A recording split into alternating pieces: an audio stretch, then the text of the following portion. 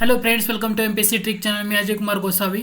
आज आपण कंबाईन पूर्व आणि राज्यसेवा पूर्व 2020 साठी उपयुक्त असणारे काही प्रश्न पाहताना आपण काय पाहणार आहोत तर आयोगाला विचारलेले काही प्रश्न, पण त्याचे अनालिसिस आपल्या या सेशनमध्ये आपण आज करणार आहोत. ओके, म्हणजे प्रत्येक प्रश्नाचं तुम्हाला संदर्भाचे स्पष्टीकरण दिलं जाईल, म्हणजे तुम्हाला त्याचा अनालिसिस कसं करायचं ते समजून जाईल.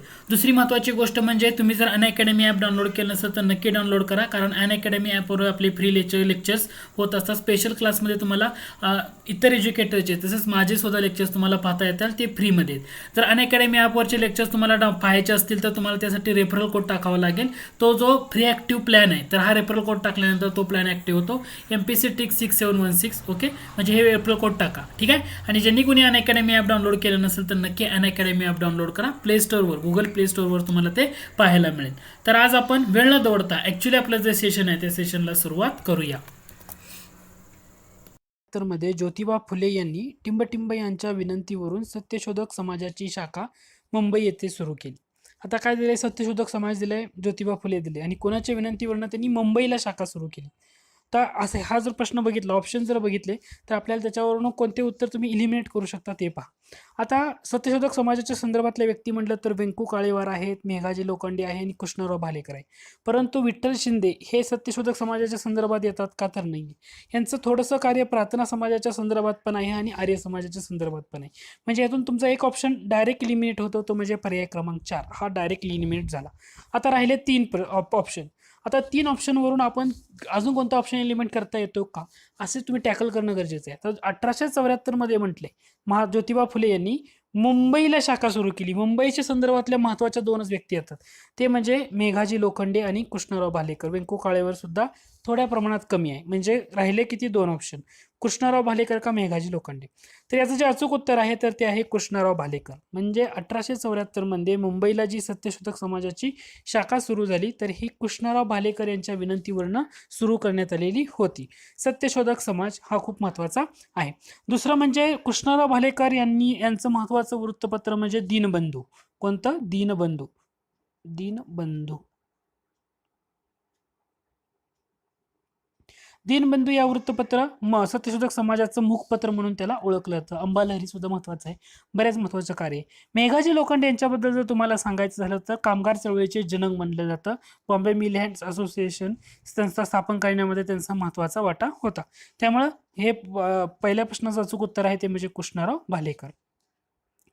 त्यानंतर पुढचा प्रश्न आहे. पुढचा प्रश्न थोडासा मस्त आणि इंटरेस्टिंग आहे, अभ्यासाला खूप मजा येणार. तो म्हणजे पुढीलपैकी कोणत्या गुप्त संघटनेच्या, म्हणजे पुढील व्यक्ती कोणत्या गुप्त संघटनेच्या सदस्य होत्या किंवा सभासद होत्या. 4 व्यक्ती दिलेले आहेत. पहिली व्यक्ती आहे महादेव विनायक रानडे, दामोदर भिडे, बळवंत नातू आणि खंडेराव साठे. आता या प्रश्नाचं उत्तर जर शोधताना तुम्हाला कोणत्याही 4 व्यक्तीपैकी एका व्यक्तीचं थोडंसं जर नॉलेज असेल ना, तर तुम्हाला त्याचं आन्सर लगेच शोधता येतं. आता त्यातली पहिली जी व्यक्ती आहे महादेव विनायक रानडे, त्याला वी रानडे. तुम्ही जर तात्याचा ठोकळा व्यवस्थित अभ्यासला असेल तर त्याच्यामध्ये जेव्हा चापेकर बंधूंना फाशी देण्यात आली तर वी रानडे पण त्यात होते. म्हणजे गणेश द्रविड यांनी जेव्हा फितुरी केली होती तर त्यांची हत्या करण्यामध्ये यांचा महत्वाचा वाटा होता. म्हणजे चापेकर बंधू बरोबरच वी रानडे यांना सुद्धा फाशी झालेली होती. त्याच्यावरून तुम्हाला ते समजून जातं. वी रानडे हे कोणत्या संघटनेचे किंवा कोणत्या गुप्त संघटनेचे सभासद होते, तर चापेकर क्लब. त्याचं उत्तर आहे ते म्हणजे चापेकर क्लब. लक्षात घ्या, महादेव विनायक रानडे. चापेकर क्लबच्या संदर्भात काय येणार? महादेव विनायक रानडे, खंडेराव साठे, दामोदर भिडे, बळवंत नातू. आता प्रश्न येत राहतो अभिनव भारत सोसायटी. त्याला अभिनव भारत संघटना जी होती ती अभिनव भारतचं मुख्यालय नाशिकला होतं 1904ला. 1904ला अभिनव भारत संघटना स्थापन झाली. ऍक्च्युली ती मित्रमेळ्याचं रूपांतर होतं. मित्रमेळा संघटना 1 जानेवारी 1900ला स्थापन झालेली होती. चापेकर क्लब, चापेकर क्लबची स्थापना पुण्यामध्ये झालेली आहे, पर्वती या ठिकाणी. कुठं झालेली आहे? पर्वती या ठिकाणी या क्लबची स्थापना करण्यात आलेली होती. दुसरा प्रश्न राहतो तो म्हणजे परमहंस सभा. परमहंस सभेची स्थापना कधीची आहे? परमहंस सभेची स्थापना आहे 1849ला. 1849ला परमहंस सभेची स्थापना आहे.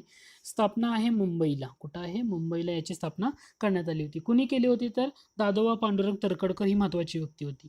परंतु दादोबा पांडुरंग तरखडकर यांच्यासोबत भिकोबा चव्हाण, काय नाव होतं? भिकोबा चव्हाण, आणि दुसरे एक नाव आहे ते म्हणजे राम बाळकृष्ण जयकर.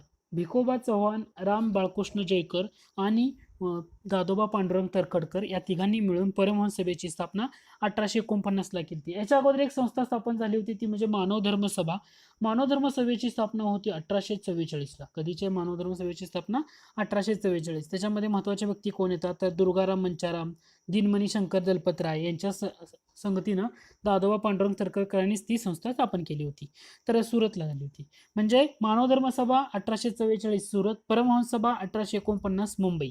परंतु परमहंस सभेमध्ये भिकोबा चव्हाण आणि राम बाळकृष्ण जयकर हे दोन व्यक्ती दादोबा पांडुरंग तरखडकर यांच्यासोबत होत्या, हेही लक्षात ठेवा. तर हे आपले दुसऱ्या प्रश्नाचं अचूक उत्तर आहे ते म्हणजे चाफेकर क्लब. चाफेकर क्लबचे रिलेटेड व्यक्ती म्हणजे महादेव गोविंद रानडे, खंडेराव साठे, दामोदर भिडे आणि बळवंत नातू. त्यानंतर आपला पुढचा प्रश्न येतो म्हणजे महाराष्ट्रात 19व्या शतकाच्या उत्तरार्धात गोविंद बाबाजी जोशी नाव लक्षात घ्या. गोविंद बाबाजी जोशी हे उल्लेखनीय सामाजिक कार्यकर्ते होऊन गेले. त्यांनी स्थापन केलेल्या टिंबटिंबने 1862 मध्ये सहकारी पतपेढीची पायाभरणी केली होती. तर याचं उत्तर आहे डायरेक्ट सांगतो, वसई असोसिएशन. गोविंद बाबाजी जोशी सामाजिक कार्यकर्ते 1862 मध्ये जी सहकारी पतपेढीची पायाभरणी केली होती, तर त्यांनी जी स्थापन केलेली महत्वाची संघटना किंवा संस्था ती म्हणजे वसई असोसिएशन याच्या थ्रू झालेलं होतं. फक्त हे प्रश्न लक्षात ठेवा, जर रिपीट झाला तर तुम्हाला त्याचा फायदा होईल. अशा प्रकारचे प्रश्न फक्त लक्षात ठेवण्याचेच गरजेचे आहेत. त्यानंतर पुढचा प्रश्न येतो म्हणजे ख्रिश्चन मशिनऱ्यांनी 1818 मध्ये बॅप्टिस्ट मशिनरी कॉलेज टिंबटिंब येथे स्थापन केलं. आता हे सरळ वन लाईनर टाईप प्रश्न आहे. याचं उत्तर आहे ते म्हणजे सेरामपूरला स्थापन केले. ख्रिश्चन मशिनऱ्यांनी 1818 मध्ये बॅप्टिस्ट मशिनरी कॉलेज सेरामपूर येथे स्थापन केले. हे वन लाईनर टाईप प्रश्न आहे. त्यानंतर पुढचा पॉईंट आहे, प्रश्न आहे 1831 साली मुंबईत स्थापन झालेला टिंबटिंब हा छापखाना महाराष्ट्रीयन व्यक्तींनी स्थापन केलेल्या आद्य छापखान्यामध्ये गणला जातो. आणि याचा अचूक उत्तर आहे तो म्हणजे ज्ञानोदय येत नाहीये, निर्णय सागर पण येत नाही, गणपत कृष्णाजीचा छापखाना. अचूक उत्तर काय आहे? जो अचूक उत्तर आहे ते म्हणजे गणपत कृष्णाजींचा छापखाना हा महाराष्ट्रीयन व्यक्तींनी स्थापन केलेल्या छापखान्यामध्ये अग्रेसर येतो.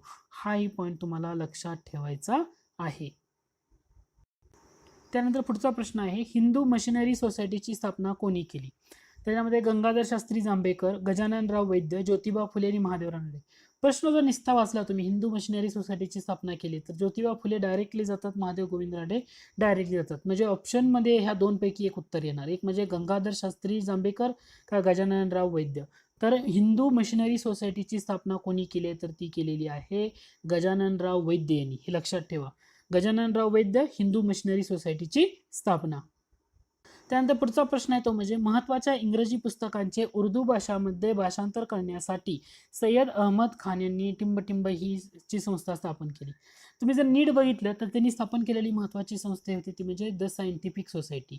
आणि हे सुद्धा हेच त्याचं अचूक उत्तर आहे. सायंटिफिक सोसायटी का उपयोग कशासाठी केला होता तर इंग्रजी जे पुस्तक आहे त्याचं उर्दूमध्ये भाषांतर करण्यासाठी ॲक्च्युली सय्यद अहमद खान यांनी याची स्थापना केलेली होती.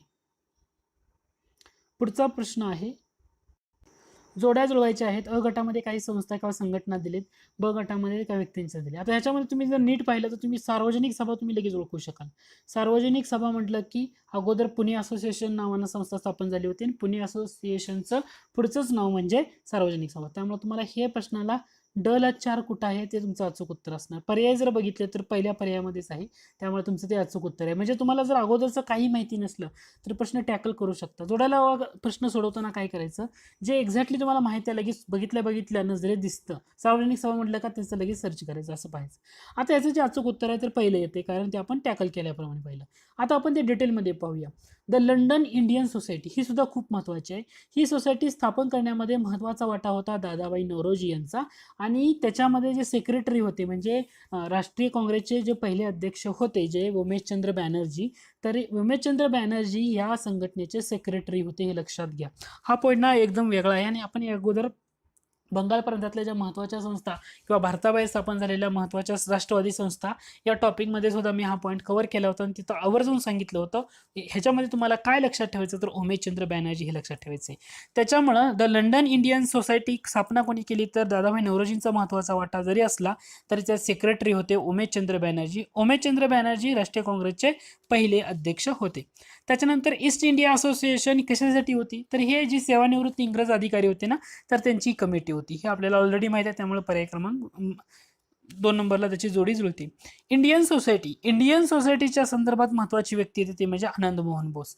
म्हणजे तुम्हाला 2 गोष्टी याच्यातून लक्षात ठेवणं गरजेचं आहे. पहिलं म्हणजे the London Indian society secretary म्हणलं की उमेशचंद्र बॅनर्जी, इंडियन सोसायटी म्हणलं की आनंद मोहन बोस. त्यामुळे पर्याय क्रमांक 1 हे त्याचं अचूक उत्तर असेल.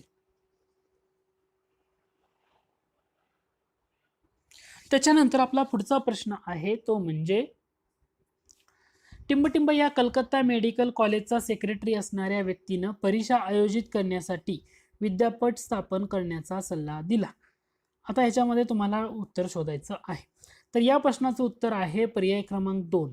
फेडरिक जॉन माउंट या कलकत्ता मेडिकल कॉलेजचा सेक्रेटरी होते हे. यांनी या व्यक्तीनं काय केलं होतं, परीक्षा आयोजित करण्यासाठी विद्यापीठ स्थापन करण्याचा सल्ला दिलेला होता. लक्षात ठेवा, फेडरिक जॉन माउंट.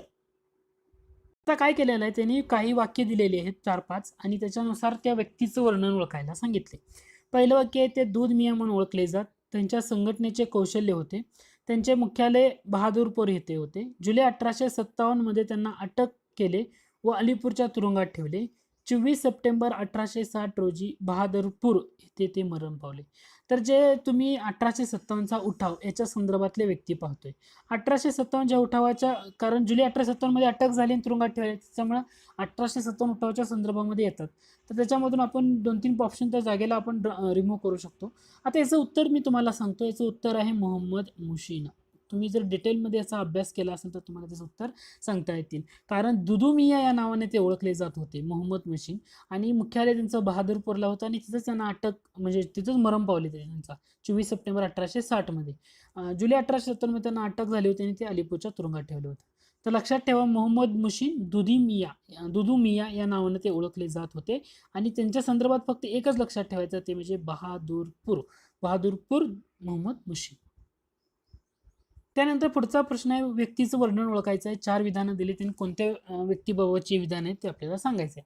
पहिलं विधान आहे यांचा जन्म कर्नाटकातल्या जमखिंडी येथे झाला. दुसरं विधान आहे ते प्रार्थना समाजाचे एकनिष्ठ सेवक बनले. तिसरं विधान आहे माझ्या आठवणी व अनुभव या आत्मचरित्रात्मक ग्रंथाचं त्यांनी लेखन केलं. आणि चौथा प्रश्न आहे त्यांनी भारतीय अस्पृश्यतेचा प्रश्न हा प्रबंध लिहिला. आता भारतीय अस्पृश्यतेचा प्रश्न किंवा अस्पृश्यता म्हटल्यानंतर हे 2 व्यक्ती बरोबर येतात, आंबेडकर आणि विठ्ठलरामजी शिंदे. ह्या 2 व्यक्ती डायरेक्ट आपण रिमूव्ह करू शकतो. दुसरं म्हणजे त्यांचा जन्म कर्नाटकातल्या जमखिंडी, आणि बाबासाहेब आंबेडकर हे प्रार्थना समाजाचे एकनिष्ठ नव्हते, त्यामुळे हे उत्तर सुद्धा कॅन्सल होतं. अचूक उत्तर आहे ते म्हणजे महर्षी विठ्ठलरामजी शिंदे. महर्षी विठ्ठलरामजी शिंदे यांचा जन्म कर्नाटकातल्या जमखिंडी येथे झाला, हे लक्षात ठेवा.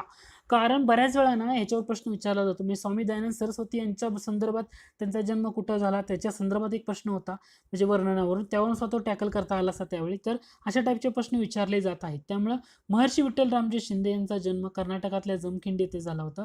प्रार्थना समाजाचे ते एकनिष्ठ सेवक बनलेले होते. हा खूप महत्त्वाचा पॉईंट आहे, प्रार्थना समाजाच्या संदर्भातली महत्त्वाची व्यक्ती. दुसरं म्हणजे त्यांचा आत्मचरित्रात्मक ग्रंथ म्हणजे कोणता, तर माझ्या आठवणी व अनुभव हा आत्मचरित्रात्मक ग्रंथ कोणाचा आहे, महर्षी विठ्ठलरामजी शिंदे यांचा आहे. आणि भारतीय अस्पृश्यतेचा प्रश्न हा सुद्धा प्रबंध त्यांचा खूप गाजलेला आहे, तर हेही लक्षात तुम्ही ठेवू शकता. त्यानंतर पुढचा प्रश्न आहे, अण्णाभाऊ साठे यांची टिंबटिंब ही कादंबरी सरसेनापती प्रतापराव गुजर यांच्या जीवनावर आधारित आहे. आता हे ते तुम्हाला माहित असेल किंवा नसेल, परंतु उत्तर आहे अग्निदिव्य. अण्णाभाऊ साठे यांची अग्निदिव्य ही कादंबरी सरसेनापती प्रतापराव गुजर यांच्या जीवनावर आधारित आहे. माकडीचा माळ, फकीरा आणि वैजयंत असे ऑप्शन होते. फकीरा सुद्धा खूप महत्वाची गाजलेली त्यांची कादंबरी आहे. त्यानंतर आपला पुढचा प्रश्न आहे, खालील वर्णनावरून आपल्याला योग्य पर्याय निवडायचा आहे. आता काय दिलेलं आहे, त्यांनी काही महत्वाचे 4 विधानं दिली, त्यांनी त्यातून अचूक पर्याय निवडायचे. त्यांचा जन्म पैठणमध्ये झाला. श्री जनार्दन स्वामीचे ते शिष्य होते. त्यांची काळजी त्यांचे आजोबा चक्रपाणी यांनी घेतली. त्यांच्या भारूड रचना व गवळणी प्रसिद्ध. भारूड रचना म्हटल्यानंतर आपल्याला आपले जे महाराज आहेत, तुकाराम महाराज, एकनाथ महाराज, नरहरी आणि त्यानंतर संत नामदेव महाराज, तर त्याच्यामध्ये सगळ्यात महत्त्वाचं म्हणजे संत एकनाथ महाराज. तुम्हाला लगेच उत्तर टॅकल करता आलं पाहिजे. भारूड रचना आणि गवळणी म्हटल्यानंतर एकनाथ महाराज. तर संत एकनाथ महाराजांचा जन्म पैठणमधला आहे, हे लक्षात घ्या. जनार्दन स्वामीचे ते शिष्य होते आणि त्यांची काळजी त्यांचे आजोबा चक्रपाणी यांनी घेतलेली आहे. तर असे प्रश्न विचारला होता. त्यानंतर पुढचा प्रश्न येतो म्हणजे 1919च्या कायद्याने जेव्हा अस्पृश्यांचे 2 प्रतिनिधी कायदे मंडळात नेमण्याची तरतूद झाली तेव्हा टिंबटिंब आणि टिंबटिंब यांची नियुक्ती केली गेली. म्हणजे कोणत्या दोन प्रतिनिधींची नेमणूक 1909च्या कायद्यानुसार अस्पृश्यांचे प्रतिनिधी म्हणून कायदे मंडळात केली गेली. 1909चा कायदा आणि 1919चा कायदा. 1909चा कायदा म्हणजे मोर्ले मिंटो कायदा आणि 1919चा कायदा म्हणजे मॉन्टेगू चेम्सफोर्ड कायदा. 1919चा कायदा आता सध्या दिलेला आहे, ते विचारलंय का 1919च्या कायद्यानं म्हणजे मॉन्टेगू चेम्सफोर्ड कायद्यानं. जेव्हा दोन अस्पृश्यांचे प्रतिनिधी कायदेमंडळात नेमण्याची तरतूद झाली तर त्यामध्ये कोणते दोन गेले, तर डेफिनेटली ड ऑप्शन जातो, कारण बाबासाहेब आंबेडकर तर नाही. त्यानंतर वलंकर आणि शिवराम ज्ञानबा कांबळे हा सुद्धा जातो. महर्षी विठ्ठल रामजी शिंदे हा सुद्धा जातो. याचं जे अचूक उत्तर आहे ना ते पर्याय क्रमांक 3 आहे. 1919च्या कायद्याने अस्पृश्यांचे दोन प्रतिनिधी कायदेमंडळात नेमणे. त्यामध्ये पहिले येतात गवई आणि दुसरे येतात कालीचरण नंदागवळी. गवई आणि कालीचरण नंदागवळी.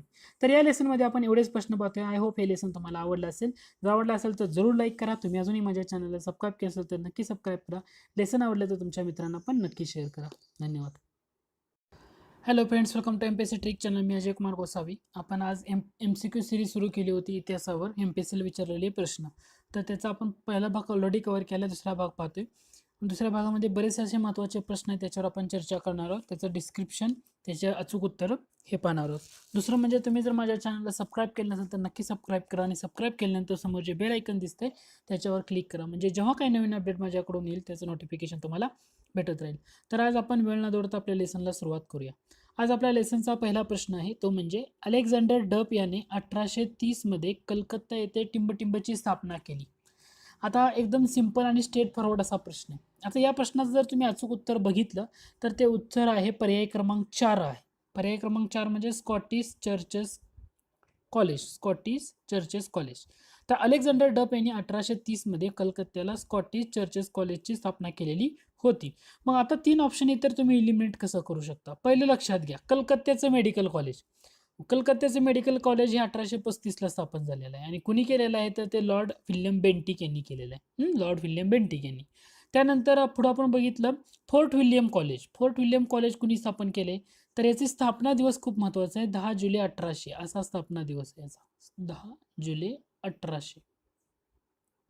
आणि हे कोणी स्थापन केले तर लॉर्ड वेल्सली यानं स्थापन केले. फोर्ट विल्यम कॉलेज कोणी स्थापन केलं, लॉर्ड विल्यम वेल्सली 1800 साली. Calcutta medical college 1835 William Bentinck. त्यानंतर राहतं ते म्हणजे हिंदू कॉलेजची स्थापना आहे 1817 मध्ये. हिंदू कॉलेजची किती 20 जानेवारी 1817. आता हिंदू कॉलेजच्या स्थापनेमध्ये पुढाकार घेण्यामध्ये काही महत्त्वाची नाव म्हणजे राजाराम मोहन रॉय आहे, राधाकांत देव आहेत, त्यानंतर रश्मई दत्त आहेत, राणी रश्मोनी आहेत, त्यानंतर डेव्हिड हेयर, हे सगळे हिंदू कॉलेजच्या स्थापनेमध्ये येतात. आणि राहिलं शेवटचं कुठलं, स्कॉटिश चर्चेस कॉलेज 1830. म्हणजे हे सर्व कॉलेज आहेत ना, तुम्हाला या प्रश्नामधून बराच रिव्हिजन होते. परत एकदा सांगतो, अलेक्झांडर डप 1830 कलकत्त्याला स्कॉटिश चर्चेस कॉलेज स्थापन केलं. फोर्ट विल्यम कॉलेजची स्थापना 1800 साली लॉर्ड वेल्सलीनं केली.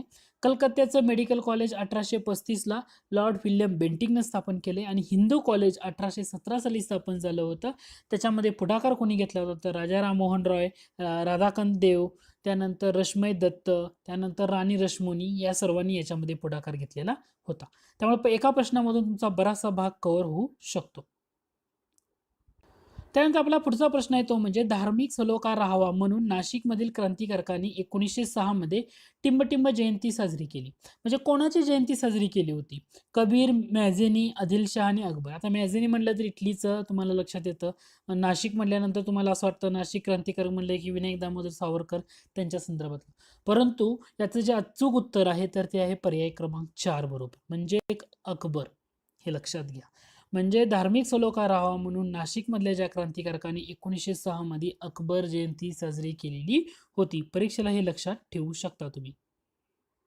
त्यानंतर आपला पुढचा प्रश्न आहे तो म्हणजे अस्पृश्यांना मानवी हक्क मिळावे यासाठी लढणाऱ्या टिंबटिंब यांनी 1903 मध्ये सन्मार्ग बोधक निराश्रित समाज आणि 1907 मध्ये चोकामेळा मुलींची शाळा सुरू केली. असा प्रश्न विचारलेला आहे. आता हा सुद्धा उत्तर सिंपल आहे, स्ट्रेट फॉरवर्ड. त्याचं जे अचूक उत्तर आहे तर ते आहे किसन फागोजी बनसोडे. किसन फागोजी बनसोडे यांनी सन्मार्ग बोधक निराश्रित समाज हा 1903 ला स्थापन केला होता. आणि 1907 साली काय स्थापन केलं होतं त्यांनी तर चोकामेळा मुलींची शाळा हे 1907 साली स्थापन केलं होतं. किसन फागोजी बनसोडे किंवा त्यांना बनसोडे असंही म्हटलं जात होतं. त्यांनी ना महत्वाची 2 वृत्तपत्र सुरू केली होती. किसन पागोजी बनसोडे यांनी 2 महत्वाची वृत्तपत्र सुरू केली होती. एक सुरू केलं होतं ते 1910 साली केलं होतं आणि 1910 साली त्यांनी जे वृत्तपत्र सुरू केलं होतं त्याला सुद्धा नाव निराश्रित हिंद नागरिक दिलं होतं. काय नाव दिलं होतं? निराश्रित हिंद नागरिक असं नाव दिलं होतं. आणि 1918 साली आणखी एक वृत्तपत्र त्यांनी सुरू केलं होतं 1918 साली आणि त्या वृत्तपत्राचं नाव होतं मजूर पत्रिका. लक्षात घ्या, किसन फागोजी बनसोडे यांनी 2 महत्वाची वृत्तपत्र सुरू केली होती. 1910 साली त्यांनी जे वृत्तपत्र सुरू केलं त्या वृत्तपत्राचं नाव होतं निराश्रित हिंद नागरिक. काय होतं? निराश्रित हिंद नागरिक. आणि 1918 साली आणखी एक वृत्तपत्र सुरू केलं होतं त्याचं नाव होतं मजूर पत्रिका. काय होतं? मजूर पत्रिका. त्यामुळे किसन फागोजी बनसोडे यांच्याबद्दल ह्या दोन्ही गोष्टी लक्षात ठेवू शकता. पहिलं लक्षात ठेवायचं आहे त्यांनी अस्पृश्यांना हक्क मिळावे म्हणून 1903 साली सन्मार्ग बोधक निराश्रित समाज स्थापन केला. 1907 साली चोखा मेळा मुलींची शाळा सुरू केली. तिसरा पॉईंट लक्षात ठेवायचा आहे 1910 साली निराश्रित हिंद नागरिक हे वृत्तपत्र सुरू केलं होतं आणि 1918 साली मजूर पत्रिका हे सुद्धा वृत्तपत्र सुरू केलं होतं. त्यामुळे त्यांच्या संदर्भातल्या या 4 गोष्टी नक्की लक्षात ठेवा. त्यानंतर पुढची महत्वाची व्यक्ती येते ते म्हणजे गोपाळबाबा वलंगकर. आता या प्रश्नामध्येच दिले तर तेही आपण एकदा शॉर्टमध्ये पाहूया. गोपाळबाबा वलंगकर यांना काय म्हटलं जातं तर ते दलित समाजामधले पहिले वृत्तपत्र वार्ताहर म्हणून त्यांचा उल्लेख केला जातो. दलित समाजामधले पहिले वृत्तपत्र वार्ताहर म्हणून कोणाचा समावेश होतो किंवा कोणाचं वर्णन केलं जातं तर ते गोपाळबाबा वलंगकर आहे. गोपाळबाबा वलंगकर यांचं सांगायचं झालं तर त्यांचा एक महत्त्वाचा ग्रंथ आहे तो म्हणजे विटाळ विध्वंसन. तुम्ही ऐकलं पण असेल, वाचलं पण असेल. विटाळ विध्वंसन हा गोपाळबाबा वलंगकर यांचा महत्त्वाचा ग्रंथ 1888 सालचा आहे. किती सालचा? 1888 सालचा विटाळ विध्वंसन. आणि या ग्रंथामधून त्यांनी अस्पृश्यतेचं खंडन केले. त्याचबरोबर 1890 साली ना त्यांनी एक महत्त्वाचं समाज संस्था स्थापन केली होती त्याला अनार्य दोष परिहार समाज. अनार्य दोष परिहार समाज असं म्हटलं जातं. 1890 साली गोपाळबाबा वलंगकर यांनी अनार्य दोष परिहार समाज ही संस्था स्थापन केली होती. कशासाठी केली होती तर अस्पृश्य निर्मूलनासाठी केली होती.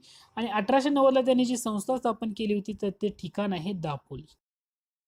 कुठं म्हणजे तुम्हाला परत एकदा सांगतो, गोपाळबाबा वलंगकर यांच्याबद्दलच्या 2 गोष्टी लक्षात ठेवायच्या. पहिलं लक्षात ठेवायचं स्ट्रेट फॉरवर्ड वाक्य, गोपाळबाबा वलंगकर दलित समाजातले पहिले वृत्तपत्र वार्ताहर होते. दुसरं म्हणजे 1888 साली त्यांनी विटाळ विध्वंसन नावाचं पुस्तिका किंवा ग्रंथ लिहिला आणि या ग्रंथामधून जे अस्पृश्यता आहे त्याचं खंडन केलं. 1890 साली त्यांनी काय केलं होतं तर अनार्य दोष परिहार समाज स्थापन केला. अनार्य दोष परिहार समाज आणि कुठं स्थापन केला होता तर दापोलीला. कशासाठी केला होता तर अस्पृश्यता निर्मूलनासाठी केलेला होता. हे झालं गोपाळबाबा वलंगकर. आणखी एक महत्वाची व्यक्ती याच्यामध्ये शिवराम जानबा कांबळे. शिवराम जानबा कांबळे यांच्याबद्दल सांगायचं झालं तर त्यांनी बरेचसे लेख लिहिले, परंतु त्यांनी सुरू केलेलं पहिले दलित पत्रकार म्हणून सुद्धा यांना ओळखलं जातं. त्याचबरोबर त्यांनी पहिले दलित मासिक सुरू केलं होतं 1908 साली. 1908 साली त्यांनी पहिले दलित मासिक सुरू केलं होतं. एक महत्वाचं मासिक आहे. त्या मासिकाचं नाव आहे सोमवंशीय मित्र. काय नाव आहे? सोमवंशीय मित्र.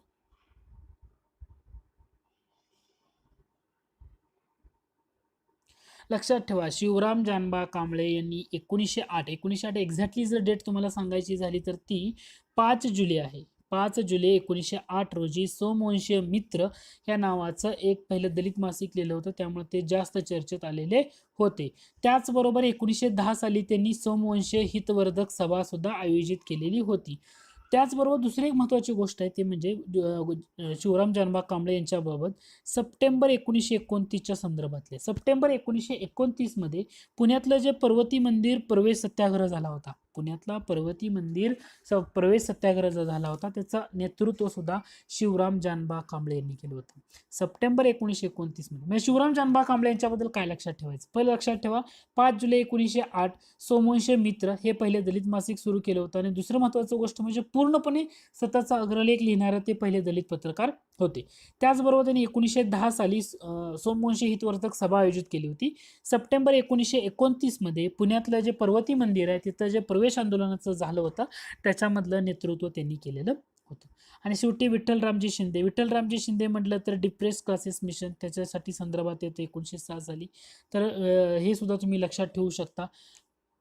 तर यांच्याबद्दल आपण एवढ्या गोष्टी केल्या. दुसरं म्हणजे 1917ला जे कलकत्त्याचं अधिवेशन झालं, त्या अधिवेशनामध्ये महर्षी विठ्ठलरामजी शिंदे यांनी अस्पृश्य विरोधाचा ठराव मांडून घेतला होता, मांडला होता आणि ते संमत पण झालेला होता.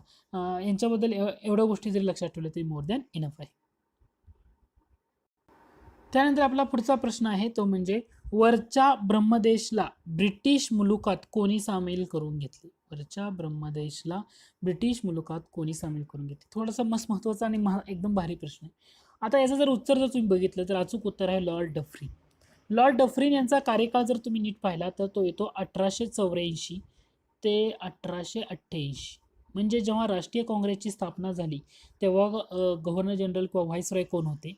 व्हाईसरॉय म्हणू शकतो त्यांना आपण, लॉर्ड डफरीन होते. लॉर्ड डफरीनमध्ये का लक्षात ठेवायचं आहे? कारण लॉर्ड डफरीन, आता ह्या ज्या प्रश्नाच्या संदर्भात थोडं पाहूया. या प्रश्नाच्या संदर्भात का लक्षात ठेवायचं आहे तर जानेवारी 1886 हे इयर लक्षात ठेवा, डेट. जानेवारी 1886 मध्ये जो उत्तर ब्रह्मदेश आहे तो भारतामध्ये विलीन करून घेतला होता. त्याला अप्पर बर्मा म्हटले, उत्तर. कारण तिसरं ब्रह्मयुद्ध झालं होतं ना, त्या तिसऱ्या ब्रह्मयुद्धामध्ये लॉर्ड डफरीन यांनी उत्तर ब्रह्मदेश भारतात विलीन करून घेतला होता. त्यामुळे वरच्या ब्रह्मदेशला ब्रिटिश मुलुखात कोणी सामील करून घेतले तर ते लॉर्ड डफरीन आहेत. लॉर्ड डफरीन यांच्या कार्यकाळामध्येच लोकसेवा आयोगाची स्थापना झाली होती. लॉर्ड डफरीन यांच्या कार्यकाळामध्ये लोकसेवा आयोगाची स्थापना झाली होती 1886ला. कोणाच्या अध्यक्षतेखाली? चार्ल्स अचिसन. नाव काय? चार्ल्स अचिसन. लक्षात ठेवा. लॉर्ड डफरीन यांच्याच कार्यकाळामध्ये काय झालेलं होतं, तर ह्या गोष्टी मला लक्षात राहणं गरजेचं आहे.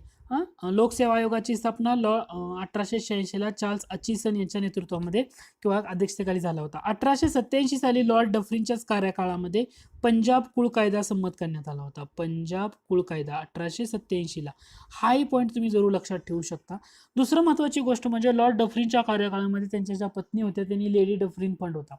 तुम्हाला जर परीक्षेला असा प्रश्न विचारला, प्रश्न काय आहे? पंचदेह प्रकरण कोणत्या व्हाईसरॉयच्या संदर्भामध्ये आहे, असा जर तुम्हाला प्रश्न विचारला, पंचदेह प्रकरण कोणत्या व्हाईसरॉयच्या संदर्भामध्ये आहे, तर त्याचं उत्तर आहे लॉर्ड डफरीन. मग आता इथे लॉर्ड लॉरेन्स दिले. लॉर्ड लॉरेन्स म्हणजे सर जॉन लॉरेन्स किंवा असं म्हणू शकतो, किंवा तर याचं उत्तर तुम्ही फक्त आपलं झाले. त्यामुळे आपण पुढच्या प्रश्नाकडे जाऊया, लॉर्ड डफरीन. त्यानंतर आपला पुढचा प्रश्न आहे, 1866 मध्ये दादाबाई नौरोजींनी ईस्ट इंडिया असोसिएशनची लंडन येथे स्थापना केली होती. 1869 मध्ये तिची मुंबई शाखा स्थापन झाली. मुंबई शाखेचे अध्यक्ष कोण होते? 4 ऑप्शन दिलेत आणि अचूक उत्तर ओळखायचे. आता तुम्हाला याचं मी डायरेक्ट उत्तर सांगतो. अचूक उत्तर आहे ते म्हणजे भाऊ दाजी लाड. आता लक्षात घ्या, ईस्ट इंडिया असोसिएशन 1866 मध्ये दादाबाई नौरोजींनी स्थापन केली, परंतु याचे पहिले सेक्रेटरी होते उमेशचंद्र बॅनर्जी. कोण होते? उमेशचंद्र बॅनर्जी. कुठं स्थापन केली होती या ईस्ट इंडिया असोसिएशनची शाखा किंवा ईस्ट इंडिया असोसिएशन? लंडनला स्थापन केली होती. 1869ला त्याची मुंबईमध्ये शाखा स्थापन झालेली होती, हे लक्षात घ्या. आणि या शाखेचं अध्यक्षपद दिलं होतं भाऊ दाजी लाड यांच्याकडं. भाऊ दाजी लाड यांच्याकडं. आता हा सुद्धा पॉईंट तुम्ही जर वाचला नीट असेल तर तुम्हाला लगेच सोडवता येईल असे मी तुम्हाला गॅरंटी देऊ शकत नाही, किंवा तुम्ही लगेच सोडवाल हे माझं चॅलेंज असणार आहे. का? तर प्रश्न असा आहे तो म्हणजे वायव्येकडील प्रांतासाठी अलाहाबाद येथे महसूल मंडळाची नियुक्ती कोणी केली? प्रश्न नीट पहा. वायव्येकडील प्रांतासाठी अलाहाबाद येथे महसूल मंडळाची नियुक्ती कोणी केली? आता ह्या जर प्रश्नाचं अचूक उत्तर आहे तर ते उत्तर आहे लॉर्ड विल्यम बेंटिक. पर्याय क्रमांक 3 आहे. विल्यम बेंटिक यांच्याबद्दल सांगायचं झालं तर सती प्रतिबंधक कायदा आपण सांगू शकतो की 1829ला झालेला, आणि त्याच्यामध्ये सहकार्य कोणी केलं होतं? राजाराम मोहन रॉय यांनी सहकार्य केलं होतं. त्याच्यानंतर सगळं झालं. परंतु यांच्याबद्दल आणखी एक गोष्ट तुम्ही लक्षात ठेवा, ते म्हणजे कुर्ग हे राज्य खालसा केलं. कोणी केलं? लॉर्ड विल्यम बेंटिक यांनी. कुर्ग हे राज्य खालसा कोणी केलं? प्रश्न जर तुम्हाला असा विचारला कुर्ग हे राज्य खालसा कोणी केलं, तर उत्तर आहे विल्यम बेंटिक. काय आहे? William Bentinck. त्यानंतर लॉर्ड कॅनिंग आहे, लॉर्ड लिटन आहे, हे सुद्धा सगळे आहेत. आता यांच्याबद्दल लॉर्ड कॅनिंग बद्दल महत्त्वाचं काय सांगू शकता, तर त्याच्या काळामध्ये ICS परीक्षेची भारतामध्ये सुरुवात झाली. लॉर्ड कॅनिंगच्या काळामध्ये ICS ज्या परीक्षा होत्या त्या ICS परीक्षेची भारतामध्ये सुरुवात झालेली होती. जे खालचा धोरण रद्द केलं होतं. मुंबई, मद्रास, कलकत्ता विद्यापीठाची स्थापना, इंडियन पिनल कोड. परंतु तुम्हाला लॉर्ड कॅनिंगच्या बाबतीत 2-3 गोष्टी लक्षात ठेवायच्या आहेत. पहिलं काय लक्षात ठेवायचं आहे तुम्हाला ते सांगतो. ते म्हणजे 1859 मध्ये काय केलं त्यांनी आणि 1861 मध्ये काय केलं, ह्या 2 गोष्टी. 1859 मध्ये लक्षात ठेवा, लॉर्ड कॅनिंगच्या संदर्भामध्ये सगळ्यात महत्त्वाचं, 1859 मध्ये भारतातल्या प्रत्येक प्रांतामध्ये शिक्षण खाते सुरू केलं होतं. लॉर्ड कॅनिंगने 1859 साली लॉर्ड कॅनिंगने भारतातल्या प्रत्येक प्रांतामध्ये शिक्षण खातं सुरू केलं होतं. दुसरं म्हणजे हे शिक्षण खातं सुरू करताना मदत किंवा कोणाचा सल्ला घेतला होता, त्यावेळी भारत मंत्री होते चार्ल्स वूड.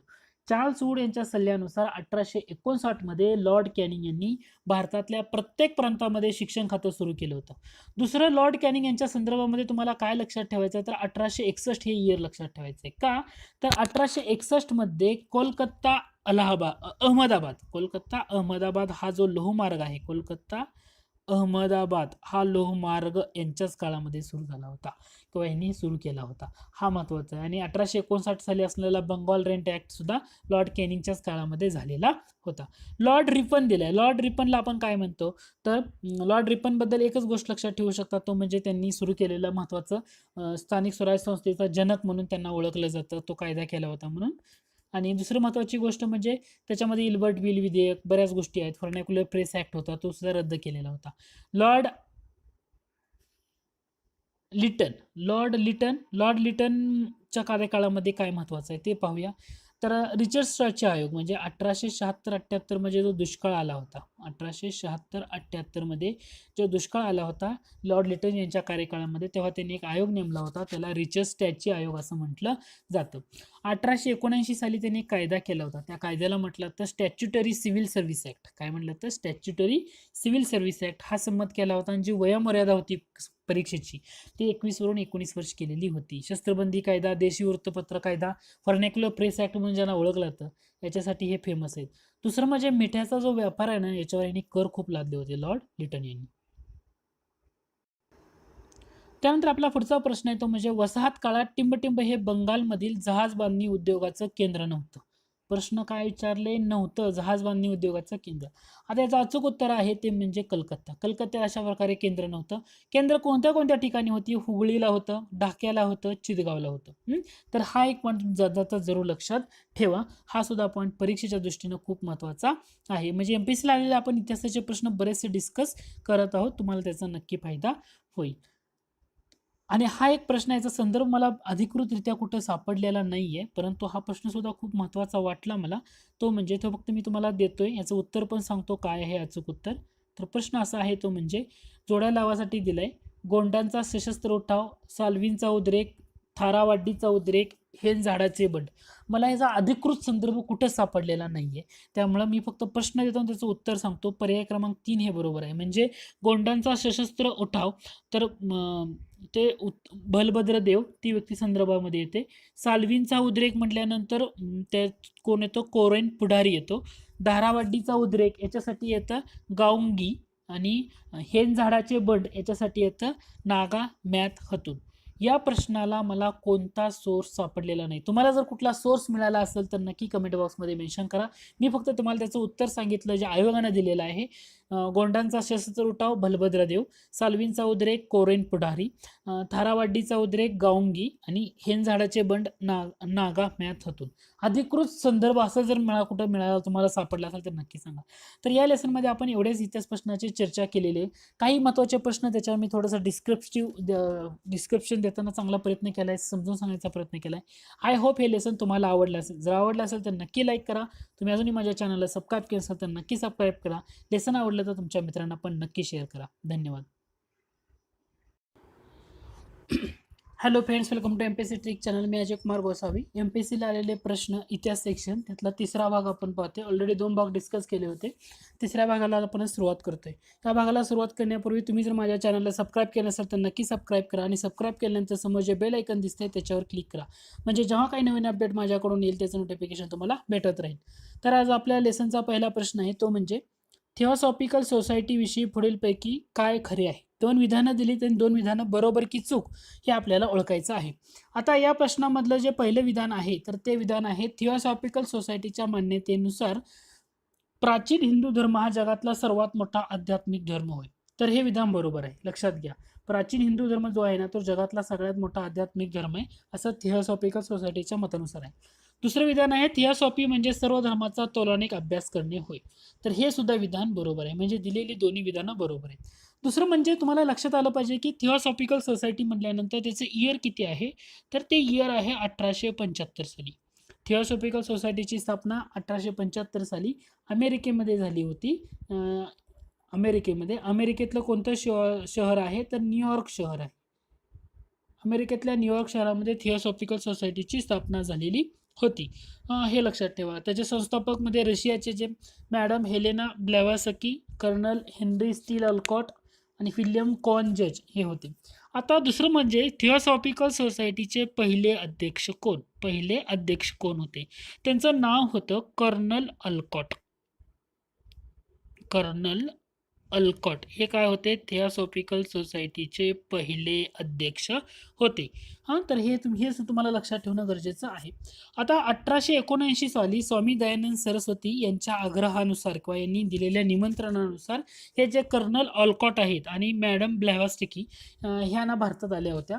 1882 साली, लक्षात ठेवायचं इयर आहे ते म्हणजे 1882. का महत्वाचं आहे, तर 1882 साली मद्रास प्रांतामधलं अड्यार ठिकाण आहे. काय लक्षात घ्यायचं आहे? 1882 साली मद्रास प्रांतामधलं एक ठिकाण आहे, त्या ठिकाणाला नाव आहे अड्यार.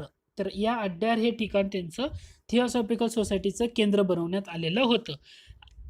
थिओसॉफिकल सोसायटीच्या आणखी एक महत्त्वाच्या व्यक्ती आहेत, ते म्हणजे ॲनी बेझंट. ॲनी बेझंट भारतामध्ये आल्या होत्या 1893 साली आणि त्यानंतर भारतातच बराच काळ त्यांनी घालवलेला आहे. 1907 पासून ॲनी बेझंटच्या बाबतीत एक गोष्ट लक्षात ठेवायची, 1907 ते 1933 एवढा प्रदीर्घ काळ यांनी थिओसॉफिकल सोसायटीच्या अध्यक्षा राहिलेल्या आहेत. ॲनी बेझंटबद्दल तुम्हाला आणखी एक गोष्ट लक्षात ठेवणं गरजेचं आहे. 1917चं कलकत्ता अधिवेशन, या अधिवेशनाच्या त्या अध्यक्ष होत्या आणि राष्ट्रीय काँग्रेसच्या त्या पहिल्या महिला अध्यक्ष आहेत. त्याचबरोबर तुम्हाला ॲनी बेझंटबद्दल आणखी लक्षात ठेवावं लागेल, ते म्हणजे 1917ला जे कलकत्त्याचं अधिवेशन झालं, या अधिवेशनामध्ये विठ्ठल रामजी शिंदे यांनी अस्पृश्याविरुद्धचा ठराव मांडला होता आणि तो मंजूर करून घेतलेला होता. तर थिओसॉफिकल सोसायटीबद्दल एवढी तरी माहिती तुम्हाला असणं गरजेचं आहे.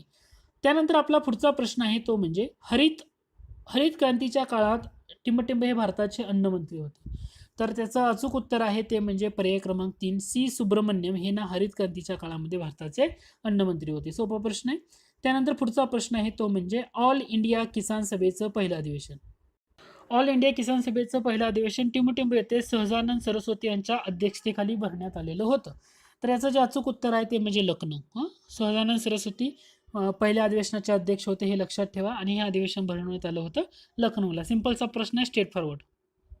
त्यानंतर पुढचा प्रश्न आहे तो म्हणजे 20 ऑगस्ट 1947च्या नवशक्ती ह्याच्यामध्ये प्रबोधनकार ठाकरे लिहितात, राज्याभिषेकाच्या वेळी शिवाजीने फडकवलेला झेंडा टिंबटिंब असं दिलेलं आहे. तर याचं तुम्हाला डायरेक्ट उत्तर आहे, त्यामध्ये अतिशय साधा होता, सगळीकडे तुम्हाला पाहायला मिळेल इथं. आणि त्याच्यामध्ये कोणतं चिन्ह होतं, चिन्ह नव्हतं, अक्षर होतं, काय लिहिलं होतं. तर हे लक्षात घ्या की 20 ऑगस्ट 1947 मध्ये प्रबोधनकार ठाकरेने लिहिलेलं आहे ते म्हणजे राज्याभिषेकाच्या वेळी शिवाजींनी फडकवलेला झेंडा अतिशय साधा होता आणि त्यावर कसलंही चिन्ह नव्हतं. त्यामुळे पर्याय क्रमांक 1 हे त्याचं अचूक उत्तर असणार.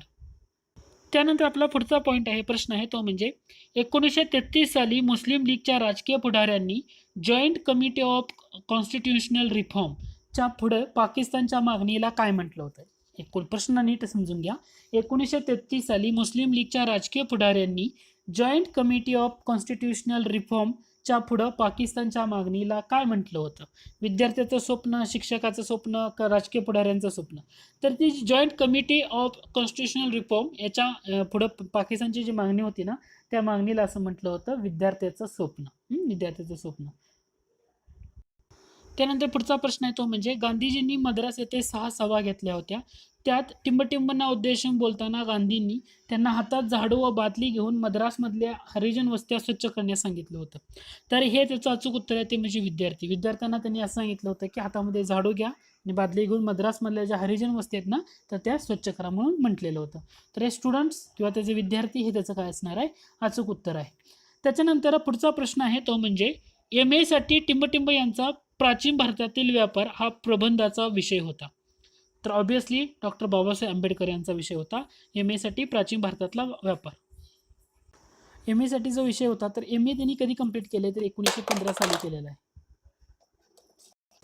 आता MA नंतर त्यांनी दुसरी घेतलेली पदवी म्हणजे 1923 साली घेतलेली DSc पदवी. आता ह्या ज्या DSc पदवीसाठीचा आंबेडकरांचा विषय होता ना तर तो विषयाचं नाव होतं द प्रॉब्लेम ऑफ रुपी. विषयाचं नाव काय होतं, द प्रॉब्लेम ऑफ रुपी. तर हे दोन गोष्टी तुम्हाला नक्की लक्षात ठेवायच्या आहेत. 1915 साली डॉक्टर बाबासाहेब आंबेडकरांनी MA कंप्लीट केलं. प्राचीन भारतातील व्यापार हा त्यांच्या प्रबंधाचा विषय होता. आणि 1923 साली त्यांनी DSc ही पदवी घेतली. त्या पदवीसाठी त्यांचा विषय होता the problem of rupee. DSc ही कोणत्या विद्यापीठाची पदवी आहे तर ही लंडन विद्यापीठाची पदवी आहे. तर ह्या दोन्ही गोष्टी सायमल्टेनियसली लक्षात ठेवायचं. 1915 1923. 1915 MA विषय होता प्राचीन भारतातील व्यापार. 1923ला DSc ही पदवी घेतली. त्यावेळी विषय होता द प्रॉब्लेम ऑफ रुपी. तर ह्या दोन गोष्टी महत्त्वाच्या आहेत. तुम्ही याचा अभ्यास व्यवस्थित करणं गरजेचं आहे. दुसरं म्हणजे हा MA साठी कोणत्या विद्यापीठात म्हणजे त्यांनी MA कंप्लीट केलेलं आहे तर हे कोलंबिया विद्यापीठामध्ये. प्राचीन भारतातील व्यापार हा कोणत्या विद्यापीठातून कंप्लीट केला होता, द कोलंबिया विद्यापीठामधून. त्यानंतर पुढचा प्रश्न आहे तो म्हणजे महात्मा गांधीजींनी मुस्लिमांच्या खिलाफत चळवळीला पाठिंबा दिला कारण. आता 3 सेंटेन्स दिले आणि यातून आपल्याला ओळखायचे आहेत की कोणती 2 बरोबर आहेत. आता तुम्ही जर प्रश्न नीट पाहिला, तिसरं जे विधान आहे त्यांना इस्लाम धर्माचा प्रचार करायचा होता म्हणून, तर हे विधान चुकीचं आहे. जर सी हे विधान चुकीचं असेल तर ऑप्शन 4 इलिमिनेट होतो, 3 इलिमिनेट होतो आणि 2 इलिमिनेट होतो. मग राहिलेला ऑप्शन काय, ऑप्शन क्रमांक 1 विधान ए आणि बी बरोबर. आणि उत्तर काय असणार आहे, पर्याय क्रमांक 1 असणार आहे. आता लक्षात घ्या की महात्मा गांधीजींनी मुस्लिमांच्या खिलाफत चळवळीला पाठिंबा दिला होता. त्याचं सगळ्यात महत्त्वाचं रिझन होतं ते म्हणजे त्यांना या चळवळीतून काय करायचं होतं तर हिंदू मुस्लिमांचं ऐक्य हे साधायचं होतं. हे पहिलं टार्गेट होतं. आणि हे जे ऐक्य असेल किंवा या चळवळीचा उपयोग देशाची आपली जी राष्ट्रीय चळवळ चालू आहे इंग्रजांच्या विरोधात त्याच्यामध्ये कशी त्याचा उपयोग करून घेता येईल असं त्यांना वाटलं. म्हणून त्यांनी काय केलं होतं तर महात्मा गांधीजींनी मुस्लिमांच्या खिलाफत चळवळीला पाठिंबा दिला होता. महात्मा गांधीजी काँग्रेसच्या कोणत्या अधिवेशनाचे अध्यक्ष होते तर ते होते 1924ला बेळगावला जे अधिवेशन झालं होतं 1924चं बेळगाव अधिवेशन, या अधिवेशनाचे अध्यक्ष होते महात्मा गांधी. तर हे लक्षात ठेवा. त्यानंतर आपला पुढचा प्रश्न आहे, एक विधान आहे अशी सूचना कोणी केलेलं ओळखायचं आहे. सर्व आसाम पूर्व बंगालला जोडून पाकिस्तानात त्याचा समावेश करावा अशी सूचना कोणी केली होती. त्याच्यामध्ये ऑप्शन वेगवेगळे दिलेत, कयूम खान, गोपीनाथ बारडोलाय, बॅरिस्टर जिना, सर मोहम्मद सादुल्ला खान. तर हे लक्षात घ्यायचं उत्तर, अचूक उत्तर आहे ते म्हणजे सर मोहम्मद सादुल्ला खान. तर सर्व आसाम पूर्व बंगालला जोडून पाकिस्तानात त्याचा समावेश करावा अशी सूचना केली होती सर मोहम्मद सादुल्ला खान यांनी. त्यामुळे ते उत्तर त्याचं बरोबर आहे. त्याच्यानंतर पुढचा प्रश्न आहे ना तो थोडासा महत्त्वाचा आहे, त्याच्यावर थोडंसं लक्षात घ्या कारण अशा टाईपचे प्रश्न आजकालच्या परीक्षेमध्ये विचारले जाते. तर तो प्रश्न असा आहे, खाली दिलेली 5 विधान आहेत त्या 5 विधानावरून आपल्याला त्या कोणत्या व्यक्तीच्या संदर्भामध्ये ती केलेली विधान आहेत हे ओळखायचं आहे. पहिलं विधान आहे ते धोंडो केशव कर्व्यांचे, रॉबर्ट मनी हायस्कूलमध्ये शिक्षक होते. रॉबर्ट मनी हायस्कूलमध्ये शिक्षक होते. दुसरं म्हणजे ते मुंबईच्या सेंट झेवियर्स महाविद्यालयात संस्कृत शिकवत. तिसरे विधान आहे ते समाजसुधारक होते. चौथं विधान आहे 1905च्या सुमारास त्यांनी विधवांच्या पुनर्विवाहाचा पुरस्कार केला होता. आणि 5वे विधान आहे जाती व्यवस्था व अस्पृश्यता यांना त्यांनी कडाडून विरोध केला होता. आणि नावं दिलीत नरहर मल्हार जोशी, दुसरं नाव आहे राजाराम शास्त्री भागवत, तिसरं आहे र.पु. परांजपे आणि चौथा आहे गोगा आगरकर. जर तुम्ही नीट अभ्यास केला तर तुम्हाला डेफिनेटली यातून एक ऑप्शन इलिमिनेट होतो, पर्याय क्रमांक 4 गोगा आगरकर. डेफिनेटली याच्यामध्ये ते येत नाही. आता राहिले कोण, नरहर मल्हार जोशी, रघु परांजपे आणि राजाराम शास्त्री भागवत. आता या ज्या प्रश्नाचं अचूक उत्तर आहे तर ते आहे राजाराम शास्त्री भागवत. नक्की लक्षात ठेवा ना, काय महत्त्वाचं आहे सांगतो तुम्हाला. MPSC मध्ये अलीकडे जे प्रश्न विचारले जात आहेत तरी राजाराम शास्त्री भागवत यांच्यावर डेफिनेटली म्हणजे त्यांच्या अनुसरून प्रश्न जर विचारला नसला बऱ्याच पर्यायामध्ये ना यांचं नाव अलीकडच्या क्वेश्चन पेपरमध्ये तुम्हाला पाहायला मिळतं. त्यामुळे हे नाव महत्त्वाचं आहे. त्यामुळे यांच्याबद्दल लक्षात जर ठेवायचं झालं, राजाराम शास्त्री भागवत यांच्याबद्दल लक्षात ठेवायचं झालं, महर्षी धोंडो केशव कर्वेंचं जे रॉबर्ट मनी हायस्कूल होतं याच्यामध्ये ते शिक्षक होते, हे लक्षात घ्या. मुंबईच्या सेंट झेवियर्स महाविद्यालयात त्यांनी संस्कृत शिकवलेलं आहे. 1905 साली विधवांचा जो पुनर्विवाह आहे त्याचा पुरस्कार त्यांनी केला होता आणि अस्पृश्यता आणि जाती व्यवस्था याच्यावर त्यांनी खडाडून विरोध केला होता. राजाराम शास्त्री भागवत हे समाज सुधारक होते. तर हा प्रश्न किंवा हा पॉइंट परीक्षेच्या दृष्टीने महत्वाचा आहे नक्की. त्यानंतर आपला पुढचा प्रश्न आहे, 1941 साली मुस्लिम स्टुडंट फेडरेशन तर्फे पाकिस्तान परिषदेचे आयोजन कोठे करण्यात आले होते? भागलपूर, लालपूर, दिल्ली का कानपूर? तर याचं अचूक उत्तर आहे ते म्हणजे लालपूर. आता माझा तुम्हाला प्रश्न आहे, हे लालपूर हे ठिकाण कोठे येतं, म्हणजे कोणत्या ठिकाणी येतं, हे कोणत्या देशामध्ये किंवा कोणत्या राज्यामध्ये अशा प्रकारे हे ठिकाण येतं, हे जर तुम्हाला उत्तर माहीत असेल तर कमेंट बॉक्समध्ये नक्की मेन्शन करा. त्यानंतर पुढचा प्रश्न आहे तो म्हणजे, सत्यशोधक समाजाच्या मुंबई शाखेची स्थापना टिंबटिंब यांनी केली. 4 नावं दिलेली, त्यामधून कुणी केली हे आपल्याला ओळखायचं आहे. त्याच्यामध्ये रामय्या व्यंकय्या अय्यावरू, नरसिंगराव साहेबू वडताळ, जाया यल्लप्पा लिंगू आणि व्यंकू बाळोजी कालेवार. आता तुम्हाला जर थोडा अभ्यास नीट केला असेल, तुम्हाला पहिले 2 ऑप्शन तर म्हणजे रामय्या व्यंकय्या अय्यावरू तर होते, त्याचबरोबर व्यंकू बाळोजी कालेवार हेही होते. म्हणजे ए आणि डी आहेत हे आपल्याला समजून जातं. म्हणजे ह्याच्यातून चौथा ऑप्शन तुम्ही डेफिनेटली एलिमिनेट करू शकता. तर आता हे लक्षात घ्या, सत्यशोधक समाजाच्या मुंबई शाखेची स्थापना कोणी केली, याचं जे अचूक उत्तर आहे तर हे 4ही व्यक्ती बरोबर आहे. म्हणजे 4ही व्यक्ती ज्या दिलेले आहेत ते बरोबर आहे. म्हणजे याच्यामध्ये रामय्या व्यंकय्या अय्यावरू पण होते, त्याचबरोबर नरसिंगराव साहेबू वडताळ पण होते, जाया यल्लप्पा लिंगू पण होते आणि व्यंकू बाळोजी कालेवार पण होते.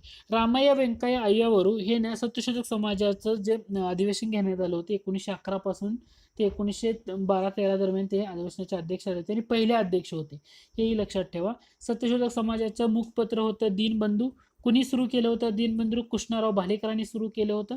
कोणत्या वर्षी ते दीनबंधू सुरू केलं होतं? 1877 मध्ये दीनबंधू चालू केलं होतं.